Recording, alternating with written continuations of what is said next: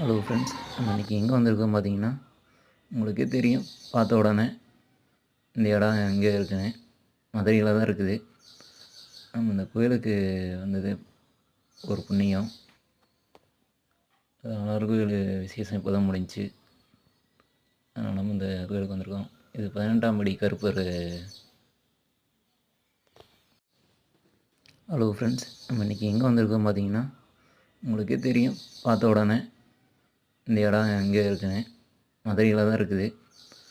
நம்ம இந்த கோயிலுக்கு வந்தது ஒரு புண்ணியம். கோயில் விசேஷம் இப்போ தான் முடிஞ்சுச்சு. அதனால் நம்ம இந்த கோயிலுக்கு வந்திருக்கோம். இது 18ஆம் படி கருப்பர். 18ஆம் படி கருப்பர் கோயில்.